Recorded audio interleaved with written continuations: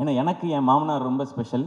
எனக்கு எனக்கு பொண்ணு கொடுத்ததே பெரிய விஷயம். ஏன்னா நான் என்னோட தாய் மாமா தான் அவங்க. இருந்தாலும் எனக்கு வந்து நிரந்தரமான வேலையோ அதெல்லாம் எதுவும் இல்லை. டெலிவிஷனில் இருந்த காம்பேரர் ஒரு எபிசோட் பண்ணால் 4500 ரூபாய் கிடைக்கும்.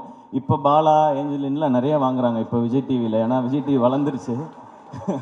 இவங்க இந்த ஈவெண்ட்டுக்கே எனக்கு தெரிஞ்ச லட்சத்தில் தான் வாங்கியிருப்பாங்கன்னு நினைக்கிறேன்.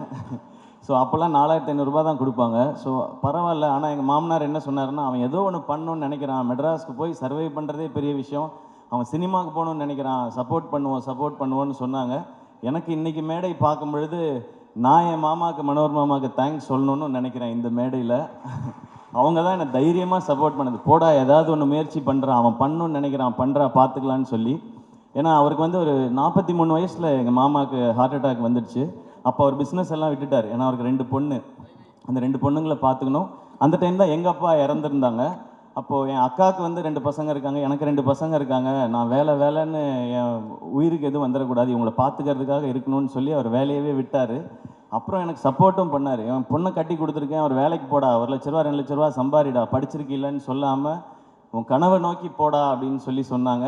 ஸோ எனக்கு கிடைச்சிருக்க மாதிரி உங்களுக்கும் ஒரு மாமனார் கிடைச்சிருக்காங்க. அது ரொம்ப ஒரு அழகான ஒரு உறவு மாமனாருங்கிறது.